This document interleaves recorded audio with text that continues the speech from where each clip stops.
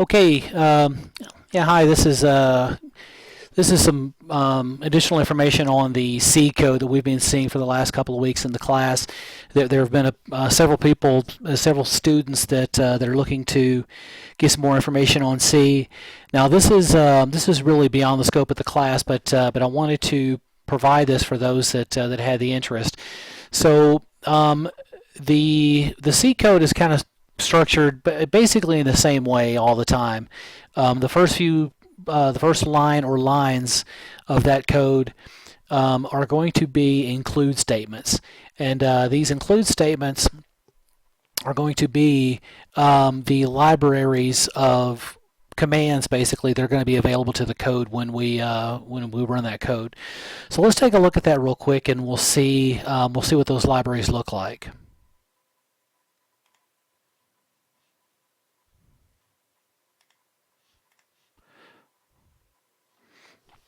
All right, so this is our home page. This is the home for our classroom, and if you recall, we can go to Content and go down to Course Resources and Bibliography, and there are several pretty cool links here for you guys to take a look at.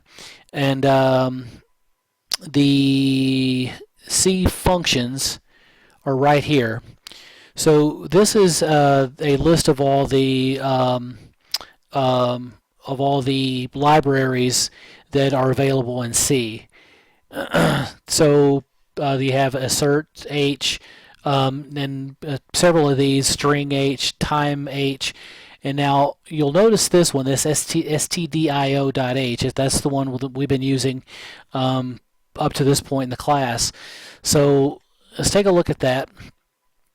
If we go to, so this is the library and all the commands that are available in that library.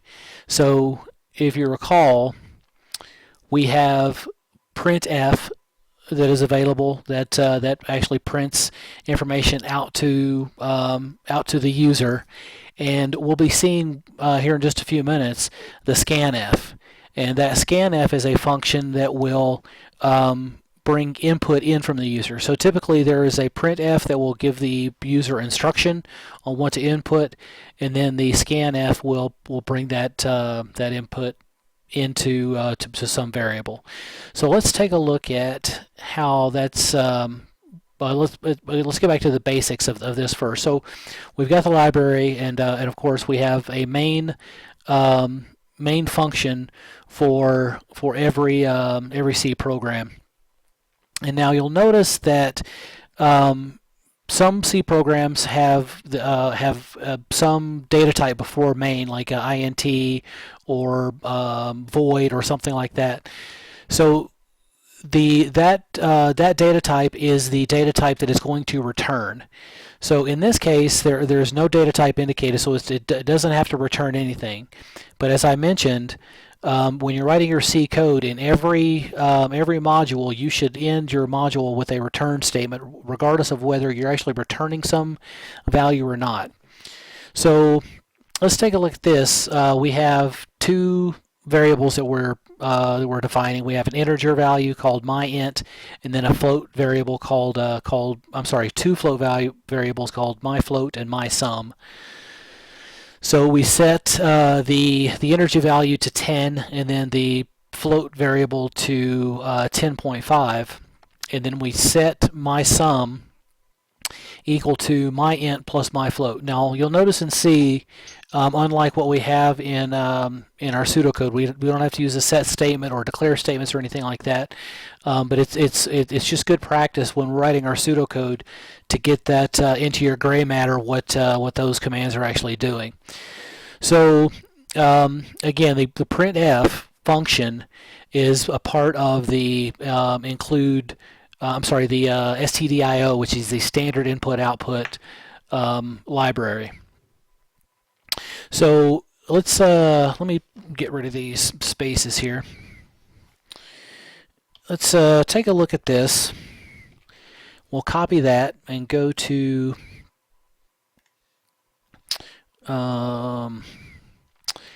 our compile online. Now this is the online compiler that I typically use because it has many different languages that you can toy around with.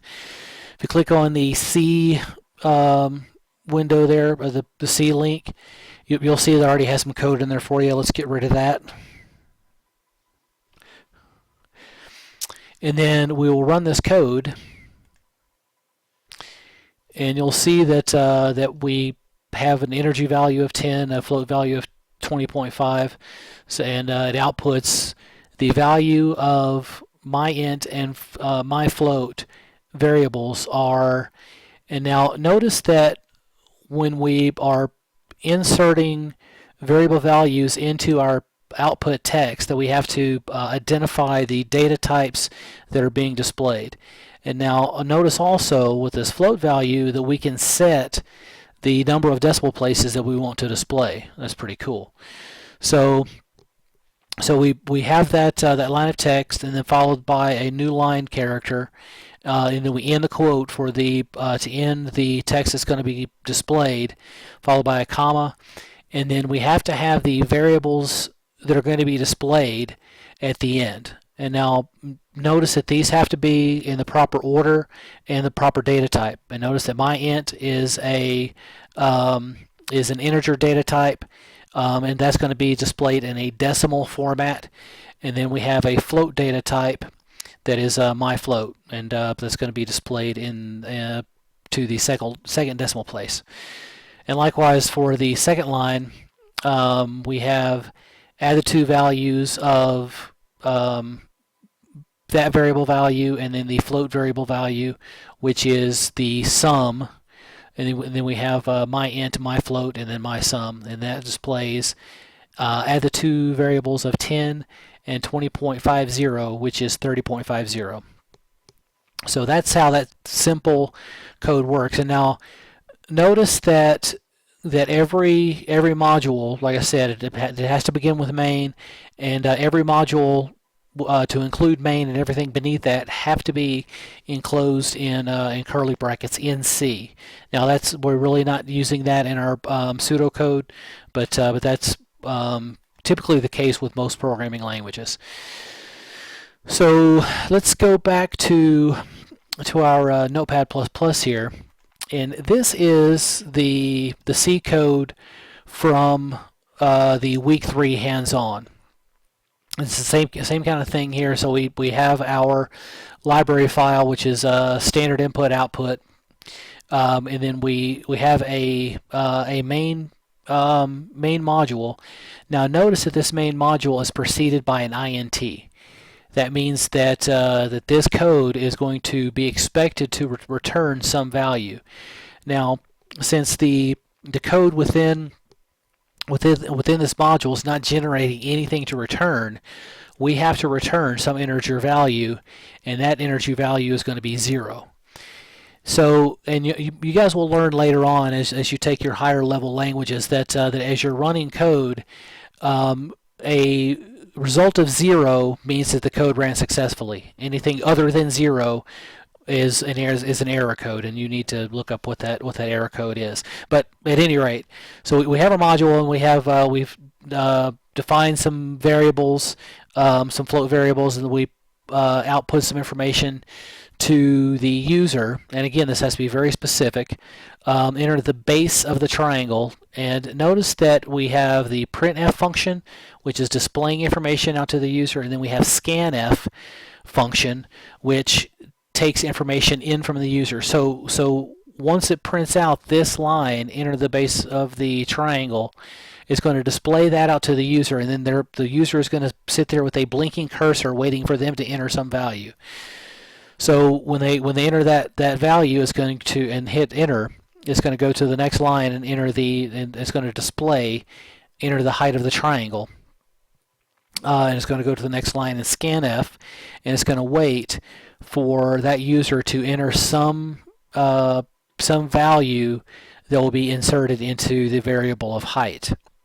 And then when they enter that value and to press enter, it's going to go down and set the value of area to 0.5 times base times height to get the area of the triangle. and then it's going to output the result. It's going to say area is, and then that float value and the contents of the variable area. And then it's going to go down to an if-then else statement, and we talked about this in our video notes this week. If area is greater than 0, print triangle is not within specifications, else triangle is within specifications. So if the area of that triangle is greater than 100, it's going to output this. If it's not greater than 100, it's going to output this. So let's take a look at that. Let's see how that code works. So again, we will paste that. Now notice that that this code is going to be looking for a couple of values from the user. So we're going to provide this down here in the standard input. So we're going to use maybe 4 and 8, and then we run that code. It's going to, now you'll notice that it's going to have the instruction out to the user, but we're not going to see what those values coming in are, because when the user types that in, they don't see that on the display. It only goes into that variable location. So the base of the triangle is 4, and the height of the triangle is 8, so the area is 16. So it outputs the triangle is within specifications. So let's try something else. Let's do 18 and 13 and run that. And this says the area is 117. So it says it outputs this triangle is not within specifications. And notice once again, if the value of area is greater than 100, it will print triangle is not within specifications. Otherwise, if you recall, it was below 100, so it output triangle is within specifications. So that's about all we need to cover this week on the C code. I kind of wanted to include this because that does include one of our control structures, the if-then-else statement. We'll be getting a little more into a modular design here in the next couple of weeks. So please take a look at that and practice with your C code, and let me know if you have any questions.